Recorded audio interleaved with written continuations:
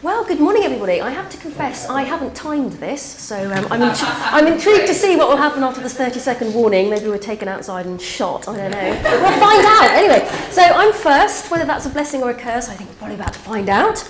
As Miriam said, my name is Kitty. I joined the Woolf Institute in March, and I'm a psychologist by training.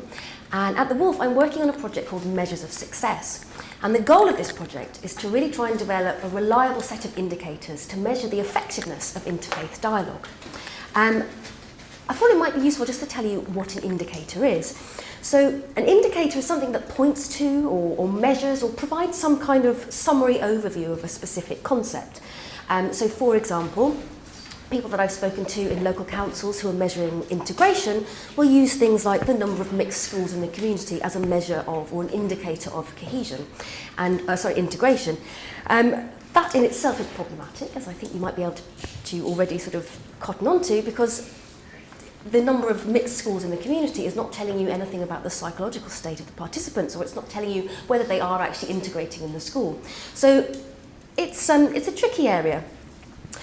But my goal, I think, is more tricky, because not only do we have to sort of take into consideration the psychological effects of interfaith dialogue, so we're looking at people's attitudinal changes, their perspectives of the other, but we've also got to take into account the religious component. And this is something that a lot of people balk at, especially in sort of the governmental sector. They find it very tricky, and certainly in terms of measurability, it's something that's really hard to quantify. So the project started in March. The first stage was really a comprehensive literature review, and what came up from that was that there is a complete paucity of evaluation research into the effectiveness of interfaith dialogue. It's a very sparse area. So I looked for sort of proxies. So in that case, I looked at evaluations of sort of other conflict resolution strategies, such as prejudice reduction strategies, post-conflict strategies, and they all seem to sort of converge on the same finding, really, which is that evaluation research tends to fall below the standard that's required in the scientific community.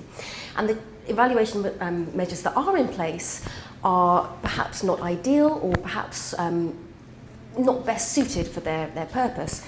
So this puts me in an even more position, in an awkward position. So the evidence that we do have, or the evaluation frameworks that we do have, are at best sort of a little bit ropey, and in terms of interfaith dialogue, they're virtually non-existent. So it's a difficult start, but it's a challenge, and I appreciate that. So the next stage of the project was to really sort of engage with key interlocutors, so people involved in interfaith dialogue in a very high level throughout the UK. And a couple of really interesting things came out.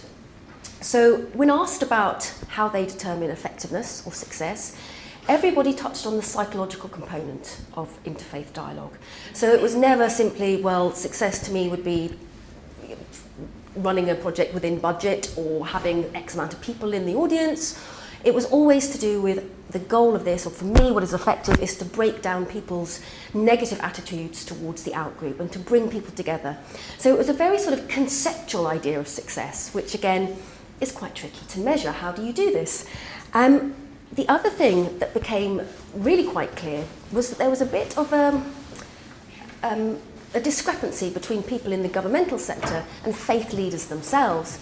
So for faith leaders, I often heard this, they bemoaned the lack of an explicit religiosity about interfaith dialogue. So for people in the governmental sector, it's much easier to simply just sweep the R word under the carpet and try and run an interfaith dialogue more as intercultural or intercommunity, something that sort of circumvents having to deal with the elephant in the room, which is religion. And of course, for the faith leaders that are running these interfaith dialogues and designing them, this is problematic, because this is what should be at the heart of these programs. And what they really wanted was something, they wanted the Woolf to develop a way of measuring religiosity in a way that governments would understand. And I think that's one of the key aims of this project as well, because the Woolf really has the resources to be able to do this. The current stage I'm at is travelling across the UK. In fact, straight after this talk, I've got to rush off to Luton. I'm not just avoiding questions. I am actually genuinely catching a bus.